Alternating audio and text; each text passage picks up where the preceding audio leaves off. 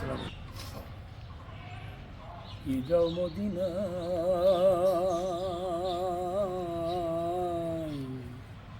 কবর জিয়ারতে তুমি কে যাও মদিনায়, আমার সালাম পৌঁছে। সুপ্রিয় দর্শক শ্রোতা, আমন্ত্রণ জানাচ্ছি ঈদ উত্তর সাহিত্য আসর অনুষ্ঠান দেখবার জন্য। অনুষ্ঠানটি কুষ্টিয়া এবং কুষ্টিয়া পেজ থেকে সম্প্রচারিত হচ্ছে, সেই সাথে ইউটিউব চ্যানেল আনিস নাট্টু থেকে প্রচারিত হবে। সুপ্রিয় দর্শক শ্রোতা, আমাদের সঙ্গে আজ উপস্থিত আছেন চারজন কবি, গবেষক। তাদের সাথে আপনাদের পরিচয় করিয়ে দেব। আমাদের সঙ্গে আছেন আমি ফজলুল হক। কবিতার ছন্দে আমি আমার পরিচয়টা পেশ করতে চাই। উত্তর দিকে প্রমত্তা পদ্মা, দক্ষিণেতে নদী গড়ায়, মাঝখানে আমার জন্মভূমি, গর্বেতে বুকটি ভরায়। কুমারখালী উপজেলা মোর, জেলা শহর কুষ্টিয়া, অবিভক্ত বাংলায় ছিল নামটি জেলা নদিয়া। হৃদয় পটে আঁকা ছবি, সন্ধ্যাহ গ্রাম নাম, এই গায়েতে জন্মলোভী, হেথা মোর পুণ্যধাম। ধন্যবাদ সবাইকে। আপনার নামটা? আমি মোহাম্মদ মাসুদ রানা, নন্দলালপুর ইউনিয়ন, উঠিয়া গ্রামে আমার বসবাস। আমি এস.এম. আফজাল হোসেন, পরিচালক, শিলাইদহ রবীন্দ্র সংস্থা। হ্যাঁ, আফজাল ভাইয়ের নাম শুনেছি, উনি গবেষক। আপনার সঙ্গে আমরা ডিটেলস আলোচনা পরে করব। আপনি বলুন। আমি বিকাশ বিশ্বাস, বর্তমান আছি কুষ্টিয়া শহরের আড়ুয়াপাড়া গ্রামে। এই সম্প্রতি অবিরাম যাত্রা মাসুদ রানা সম্পাদিত, এটি প্রকাশিত হয়েছে বইমেলা 2025-এ। এখানে 8জন কবি লেখা আছে, 8জন কবির কবিতা আছে। আমরা 8জন কবির মধ্যে বিকাশ বিশ্বাস এখানে আছেন, মাসুদ রানা তো আছেন, ফজলুল হকও আছেন। আমরা বিকাশ বিশ্বাসের সঙ্গে আজকে এখন এই মুহূর্তে কথা বলবো। বিকাশ বিশ্বাস, আপনার একটা কবিতা আছে না? এই কবিতার নাম কি? নদীর ঢেউ। নদীর ঢেউ। 8জন কবিদের নামও আমরা এখানে দেখতে পাচ্ছি। আমরা বিকাশের কবিতা শুনবো। নদীর ঢেউ। নদীর বুকে ঢেউয়ের তালে বইছে নৌকার সারি, দূর দূরান্তে মেঘের মেলা, যাচ্ছে আকাশ ছাড়ি। কিচির মিচির করে পাখি, যাবে নিজের ঘরে, নদী পেরি ওপাশ যেতে আমার ইচ্ছে করে। গাছগাছালির নাচানাচি দেখব আপন মনে, ফিরে পাবো শান্তির দোলা নদীর ঢেউয়ে শোনে। বেলা শেষে যাবে সবাই আপন আপন ঘরে, নদী তুমি একাই রবে ঢেউকে সঙ্গী করে। অবিরাম যাত্রা গ্রন্থ থেকে এবার আমন্ত্রণ জানাচ্ছি সম্পাদক মাসুদ রানাকে। আমি পড়শি সম্পর্কে মাসুদ রানার কাছে শুনবো। মাসুদ রানা, আমি পড়শি কবিতাটা কি, বিষয়টি কি? বিষয়টা হচ্ছে দুঃখ। দুঃখ। আমার এই দুঃখকে আচ্ছা আমার পড়শি হিসাবে আমি লেখার চেষ্টা করছি। আচ্ছা আচ্ছা, দুঃখ আমার পড়শি। গুড। তো কবিতাটা আমরা শুনবো এবার, ঠিক আছে? আমার কবিতার নাম আমি পড়শি।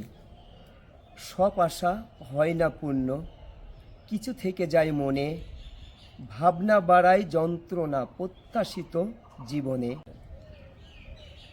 দুঃখের জীবন এলোমেলো, পথ চলা দুষ্কর, বাঁচার ইচ্ছা কল্পনায় জাগে বিষাক্ত অন্তর। কল্পনায় আসে বাউন্ডেলে কবি, জল্পনার তারণে, আশায় বেঁচে থাকে প্রাণ স্মৃতির স্মরণে। গোপন কথা প্রকাশ্যে বলা বিবেচ্য বিষয় বটে, অনুভবে বুঝে নিতে হয় বিবেকের বাটে। হিংসায় পোড়া বুক, নিষ্পাপ মন, দগ্ধ অন্তর, তবুও পোড়া বুকে ক্ষত অস্থির দিনভর। কত কিছু ভাবি মনে নীরবতায় ঘরে যখন, আশায় ফোটে ফুল উদ্ভাসিত আচরণ। মনের কথা লেখা কাব্যে অন্তরে দিও ঠাই, পুষে রেখেছি যত্নে তুমি আসিলে বলিব তাই। আমরা এখন কথা বলবো এস এম আফজাল হোসেনের সঙ্গে। এস এম আফজাল হোসেনের বই আমার কাছে কতগুলো বই আছে। বাউল শিরোনাম লালন শাহ, ধূমপান ভয়াবহ এবং ধানের দেশে গানের দেশে, এছাড়া ও ধানের দেশ গানের দেশ, এছাড়াও উনি অনেকগুলো বই লিখেছেন।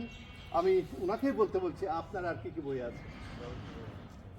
আমার প্রকাশিত কিছু পত্রিকা ছিল।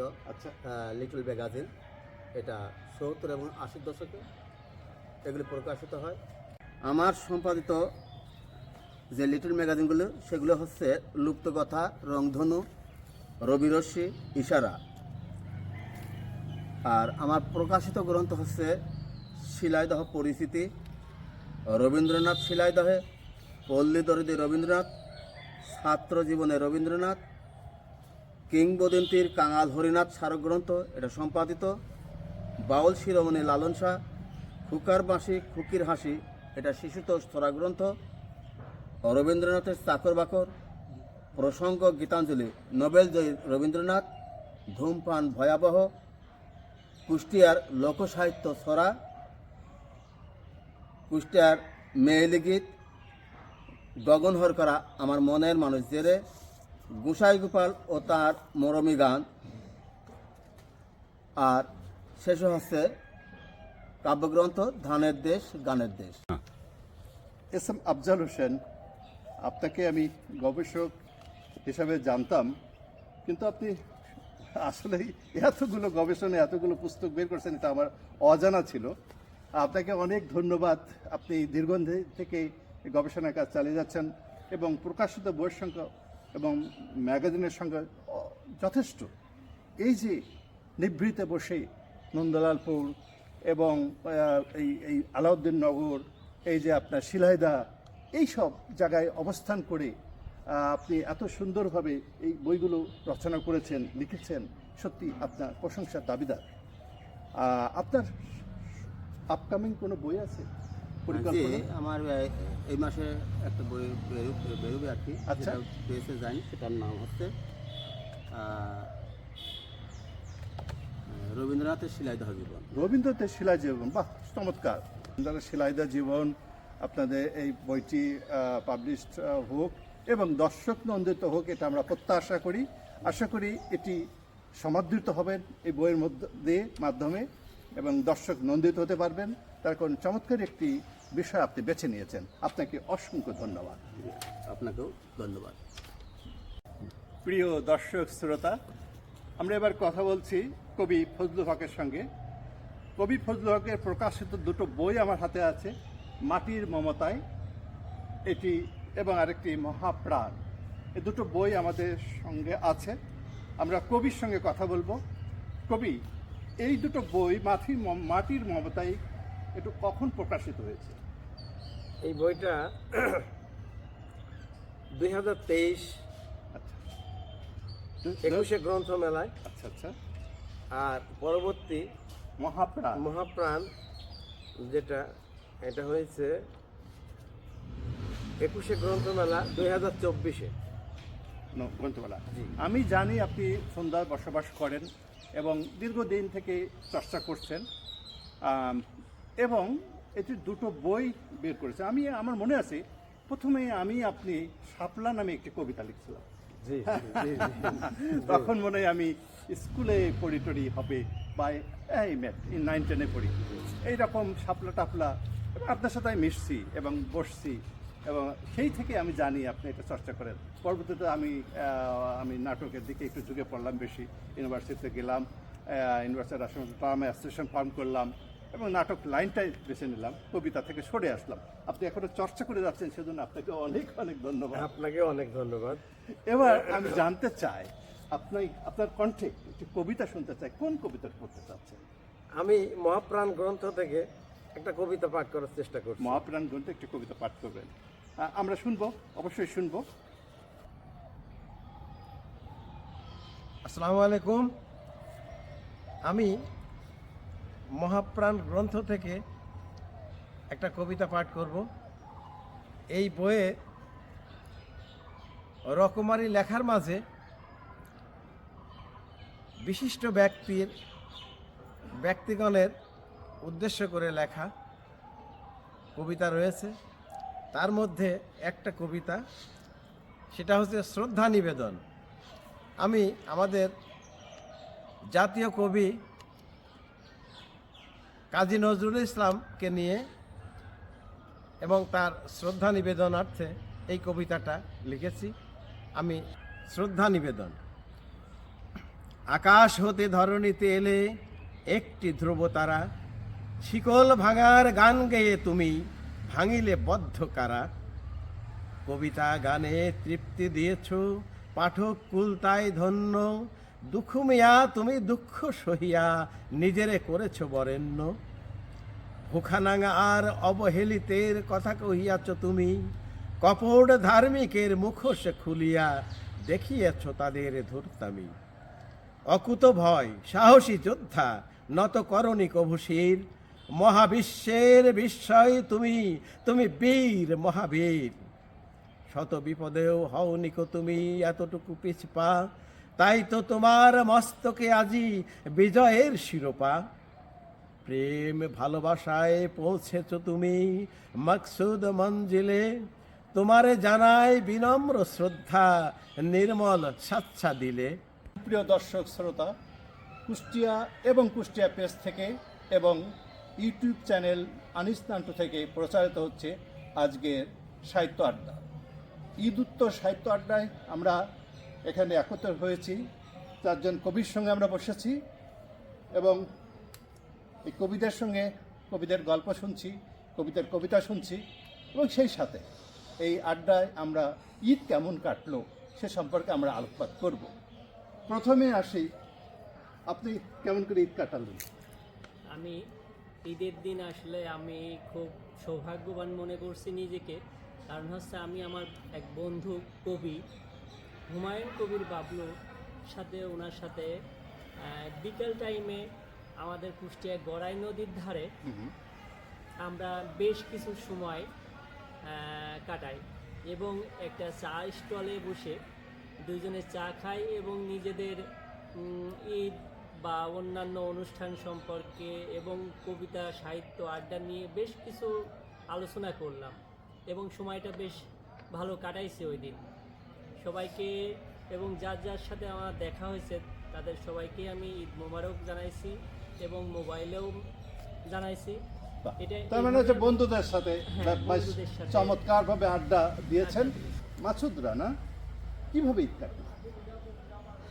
আসসালামু আলাইকুম, সবাইকে ঈদ মোবারক জানাচ্ছি। আমার একটা মেয়ে আছে, 8 বছর বয়স, মেহজাবিন মাইশা নাম।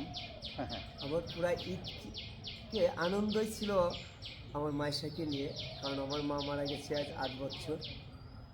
এই মাইশার ড্রেস কিনতে হবে, মাইশার মালা কিনতে হবে, মাইশার এটা কিনতে হবে, বিভিন্ন রকমের ওর অজুহাত থেকেই যাই এটা আনতে হবে, মেয়ের অজুহাত পূরণ করার জন্য বাবা হিসাবে। আচ্ছা, তারপরে হচ্ছে সকালে উঠছি, ওকে ঘুম থেকে ডাকছি যে আসো তোমাকে গোসল করাই। তো সকালে গোসল করবো না, তারপরে জোর করে নিয়ে যাও, গোসল করাইয়া ওকে ড্রেস পরাইছি, নতুন ড্রেস পরাইয়া আব্বাকে নিয়ে ঈদগাতে গেছি। ঈদগাহে নামাজ পড়ছি। যে মেয়ে আমার মার কবর দেখবে, কয় দাদি কোথায় শুয়ে আছে, আমি সেখানে যাব, আমি দাদিকে দেখবো। আমি ঈদগাহ থেকে নামাজ পড়ে আব্বার সাথে নিয়ে নামাজ পড়ে ঈদগাতে গেছি, যে আমার কবরের কাছে কবর জিয়ারত করছি এবং আমার মেয়ে ওখানে ফাতিহা সূরা ইখলাস বিশাল ব্যাপার। একজন দাদিকে, নাতি, ছোট একটা নাতি দাদিকে ফিল করতেছে ঈদের দিনে, এর থেকে আর পাওয়ার কিছু আছে কিনা? আফজাল ভাইয়ের কাছে আসি। আফজাল ভাই কেমন করে কাটলো ঈদ? আমার ঈদ আনন্দও ছিল, নিরানন্দও ছিল। এই জন্য নিরানন্দ যে আমি অনেক বন্ধুকে হারিয়েছি, সেখানে আমার শূন্যতা রয়ে গেছে আর কি। তাদের সাথে আনন্দ হচ্ছে এখন আমার অন্যান্য যে সমস্ত নাতিপুতি আছে পাড়ার, এদের নিয়েই কাটে আর কি। হ্যাঁ, ভাই ভাইকে এবং নাতিকে নিয়ে আমি ঈদের মাঠে গেছি। ওখানে গিয়ে হাজার হাজার লোক আমাদের ওই তো সিলে দেয় না, আমাদের ঈদগাহ ময়দানে মানে 7 গ্রামের লোক ওখানে নামাজ পড়ে। আচ্ছা আচ্ছা তো এখন তাকায় দেখি কোনো চেনা মুখ আমার কাছে আসে না। হ্যাঁ, এটাই হচ্ছে ঈদের মিলন। আচ্ছা ঈদের কোলাকুলিটা কি এখন আছে? না না? এটা একটা বড়, আমি কোলাকুলি কার সাথে করবো? আচ্ছা আচ্ছা আমি তো তাদেরকে চিনি না। আচ্ছা এটা একটা বড় একটা এর ব্যাপার। তারপরে এদের যে বিকালবেলা আমরা এটা সামাজিকভাবে যে সমস্ত হকদানা যাকে বলা হ্যাঁ হয়, হ্যাঁ হিন্দি, হ্যাঁ হকদানা। এটাও সেরকম আবেশ নাই আর কি। আচ্ছা দর্শকদের একটু বলে রাখি, আসলে এই হকদানার বিষয়টা হচ্ছে যে ঈদের দিন, বিশেষ করে ঈদুল ফিতরের দিনে এবং লাঞ্চের সময় 12টা 1টা 2টার দিকে সব বাড়ি থেকে খিচুড়ি রান্না করে একটা মোড়লের বাড়িতে বা ওই ওই এলাকার লিডারের বাড়িতে নিয়ে আসা হতো। এবার আমাদের বাড়িতে মুন্সি বাড়িতে নিয়ে আসতো, দেখা যেত যে 50 বাড়ি থেকে এক জায়গায় এসে ঢেলে দিত। সবাই লাইন ধরে কলার পাতায় বসতাম এবং ওই ওই খাবারই খেতাম। এটাই এটাই এটাকে কি বলা জানা হয়? এটাকে বলে হকদানা সিন। হকদানা, হ্যাঁ হকদানা সিন। বাহ বাহ, হ্যাঁ, এটা হারিয়ে গেছে আর কি। হারিয়ে গেছে। এটা তাহলে সমাজ এখন আসি, আমি বয়স্ক মানুষ বলবো না, আমি বলবো যে আপনি মনের দিক থেকে অনেক তরুণ, তারপরেও সম্পর্কের দিক থেকে তো অনেকে দাদা নানা। সালামি প্রভাবটা কেমন? সালামি দেওয়া, সালামি না, এটা ছিলাম, এটা দেয়, সবাই দেয় আর কি। সবাই। কম বেশি আর কি। আমাদের ফজলু ভাইয়ের কাছে যায়। ফজলু ভাই, জি জি। নাতিপুতিতে সব কিছুই আছে, কিন্তু ঈদটা কেমন কাটলো এবং কর্মময় জীবন, ঈদের মধ্যে কি আনন্দ, ফুর্তি, বেদনা কীরকম বাকি? ঈদের বিষয়টা সকালে উঠেই নন্দলালপুর আহলে হাদিস ঈদগাহ ময়দানে ঈদের সালাদটা আদায় করলাম। সেখানে মই মুরব্বী যারা চলে গিয়েছেন তাদের জন্য দোয়া করছি। তারপর বাড়ি ফিরে এসে কিছু খানা পিনা, তারপর নাতিদের সঙ্গে আড্ডা। তারা ওই ঈদের সব বকশিস চায়। পাড়াপড়শি অনেক ছেলে মেয়েরাও এসেছিল ঈদের বকশিস নেওয়ার জন্য, তাদেরকে দিয়েছি, খুব ভালো লাগলো। এইভাবে সময়টা কাটছে। তারপরে অনেক আত্মীয় মেহমান তারা এসেছিল, তাদের নিয়ে আচ্ছা, খানা পিনা। বউকে সেলামি দেওয়া হয়েছে নাকি? এরকম রেওয়াজ আছে নাকি?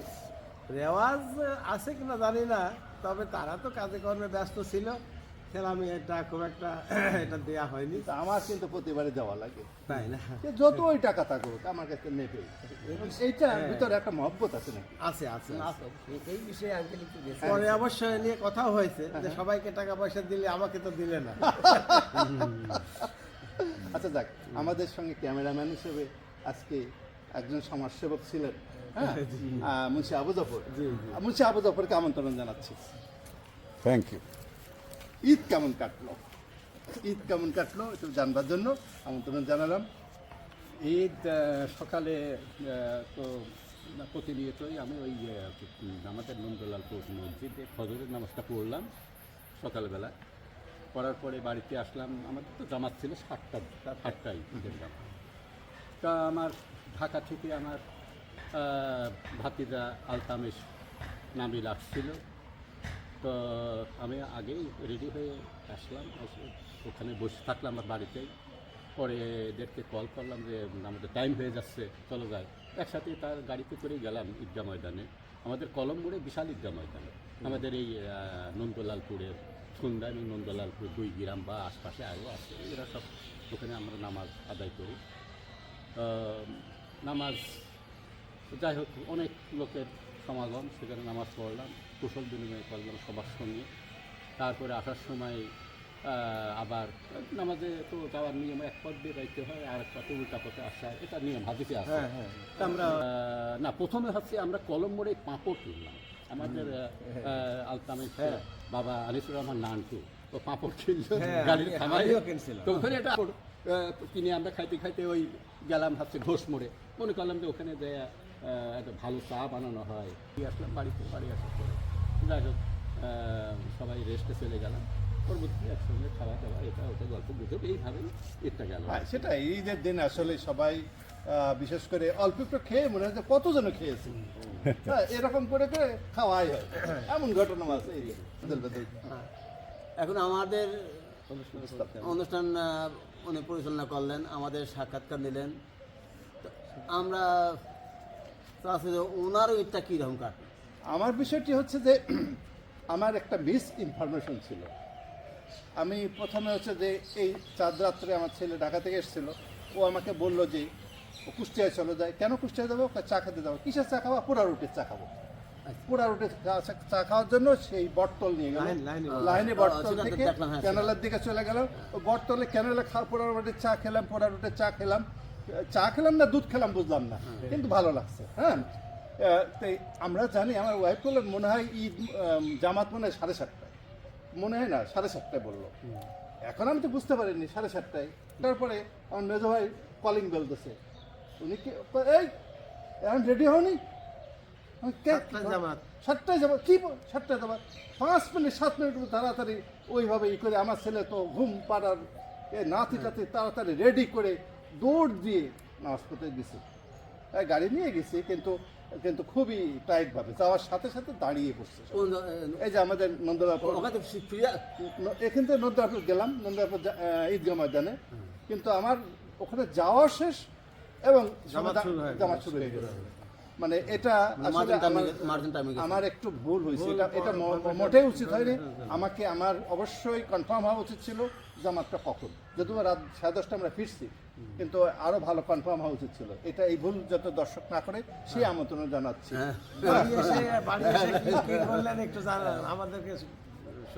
আচ্ছা, বাড়ি এসে আমি তো সাধারণত ঢাকায় থাকি। এবার বাড়ি এসে বিশেষ করে মুন্সি মঞ্জিলে এই চত্বর ডেভেলপ করা হয়েছে। এই যে আমরা কাননে বসে আছি, ও পাশে আমরা আজকেও শুটিং করেছি, ওটা হচ্ছে বাগান বিলাস চত্বর। এই দুই চত্বর থেকে আমরা এই এলাকার যত শিল্পী আছে, স্বভাবই মানুষ আছে, এই এলাকার উন্নয়ন বা এই এলাকার ঐতিহ্য, এইগুলো এখানে আমরা ধারণ করি। আজকে যেমন ধারণ করছি, এরকম অনেকগুলো কবি সাহিত্যিকদের এখানে আনছি, উপস্থাপনা করছি, স্কুল নিয়ে কথা বলছি, ব্যবসা বাণিজ্য মানুষের নিয়ে কথা বলছি। এরকম আমরা কুষ্টিয়া এবং কুষ্টিয়া পেজের মাধ্যমে এটা প্রচারিত করছি। এবং আপনাদেরকেও বিশেষ করে আব্দুল ভাই, এই যে মাসুদ, বিকাশ, হ্যাঁ, এদেরকে আমরা ইনভলভ করতে পারছি। এজন্য আমরা খুবই আনন্দিত যে আমাদের পরিসর আস্তে আস্তে বাড়ছে, এবং আরও কলেবর বাড়বে, আমরা এই প্রত্যাশা রাখছি। আমরা শুরু করেছিলাম আমাদের ঈদ আড্ডা অনুষ্ঠানটি 4 জন কবিকে নিয়ে। ইতোমধ্যে আমাদের মধ্যে একজন কবি এসছেন। আমাদের মধ্যে শুধু কবি নয়, তিনি যাত্রা গানে একসময় প্রচুর বিবেকের গান গেয়েছেন, এমনি কণ্ঠশিল্পী। আমাদের কণ্ঠশিল্পী নিজাম ভাই এসছে। নিজাম ভাই কেমন আছেন? ঈদ আড্ডায় আমরা আপনাকে ঈদ সম্পর্কে একটু কথা বলবো, তারপর আপনার গান শুনবো। ঈদটা কেমন কাটলো আপনার? আলহামদুলিল্লাহ, মাশাআল্লাহ, ঈদ ভালো বন্ধু নিয়েই কাটে তো, বাহ, যেভাবেই হোক একদম কেটে গেল, ভালোই লাগলো। আমরা ঈদ আড্ডা শেষ করে ফেলেছিলাম, তারপরেও আপনার লোভ সামলাতে পারছি না আপনার গান শুনবার জন্য। আপনি কথা দিয়েছিলেন আসবেন, কিন্তু একটু লেট হয়ে গেল। এর জন্য আমরা মোটে বিরক্ত নই। শেষমেশে আপনাকে পেয়েছি, এটা সৌভাগ্যবান। আপনাকে পেয়ে এই অনুষ্ঠানে সমৃদ্ধ করবে এই অনুষ্ঠানটি। আপনার কাছ থেকে আমরা গান শুনতে চাই। কি গান শোনাবেন? আমি ওই নজরুল সঙ্গীত শোনাবো, ইসলামিক নজরুল সঙ্গীত আমি শোনাতে চাচ্ছি আর কি। বাহ বাহ বাহ। যাও মদিনা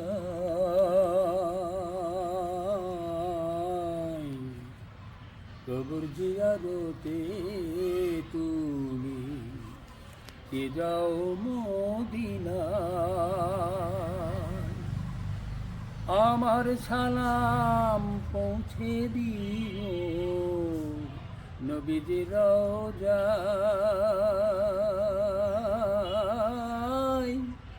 আমার সালাম পৌঁছে দিও নবীজির রওজায়, যাও মদিনায় কবর জিয়ারতে তুমি, যাও মদিনায়।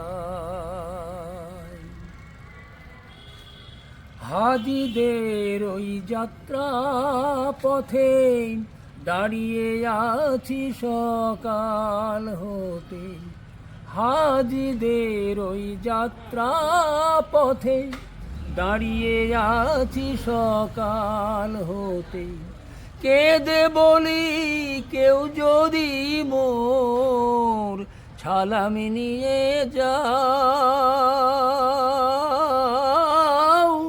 কেঁদে বলি কেউ যদি মোর ছালাম নিয়ে যাও, কি যাও মদিনায়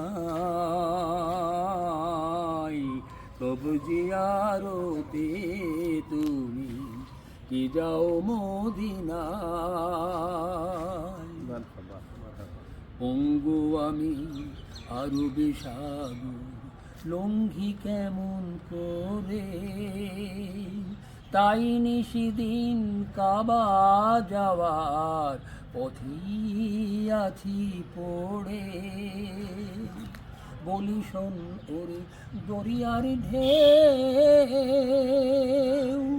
আমার সালাম নিয়ে গেল না কেউ, দরিয়ার ঢেউ আমার সালাম পৌঁছে দিল নবীজির রওজায়, আমার সালাম পৌঁছে দিল নবীজির রওজায়। মরুল হাওয়ায় কি যাও মদিনায়, কবর জিয়ারতে তুমি, কি যাও মদিনায়। আমার সালাম পৌঁছে দিও নবীজির রওজায়, আমার সালাম পৌঁছে দিও নবীজির রওজায়, কি যাও মদিনায় কবর জিয়ারতে তুমি, কি যাও মদিনায়। আসসালামু আলাইকুম। সুপ্রিয় দর্শক শ্রোতা, আমরা ঈদ আড্ডা এখানে শেষ করছি, ঈদের সাহিত্য আড্ডা। আমরা আমাদের সঙ্গে কিছু কবি একত্রিত হয়েছিলেন, তাদের নিয়ে কথা শুনলাম, গবেষক ছিলেন, তাদের কথা শুনলাম, কবিতা শুনলাম। ঈদ আড্ডা কুষ্টিয়া এবং কুষ্টিয়া পেজ থেকে প্রচারিত হচ্ছে এবং ইউটিউব চ্যানেল আনিস নান্টু থেকে প্রচারিত হচ্ছে। আগামী দিনে এই মুন্সি মঞ্জিল থেকে ঈদ আড্ডা চলবে। আমরা শুরু করেছিলাম বাগান বিলাস থেকে এবং শেষ করছি আম্র কানন থেকে। এই মুন্সি মঞ্জিল সন্ধ্যা নন্দলালপুর থেকে প্রচারিত হচ্ছে, কুষ্টিয়া এবং কুষ্টিয়া পেজ থেকে প্রচারিত অনুষ্ঠানটি আপনারা দেখতে ভুলবেন না। আপনারা আমাদের সাথে থাকবেন এবং কুষ্টিয়া পেজকে ফলো করবেন, Anis Nantu YouTube channel subscribe করবেন। এই প্রত্যাশা রেখে আজকের অনুষ্ঠান এখানে শেষ করছি। ঈদ মোবারক। ঈদ মুবারক। আমার সালাম পৌঁছে দিও কবিজির রওজায়, মরুল হাওয়ায় কি যাও মদিনায়, কবর জিয়ারতে তুমি, কি যাও মদিনায়। আমার সালাম পৌঁছে দিও নবীজির রওজায়, আমার সালাম পৌঁছে দিও নবীজির রওজায়, কি যাও মদিনায় কবর জিয়ারতে তুমি, কি যাও মদিনায়। আসসালামু আলাইকুম।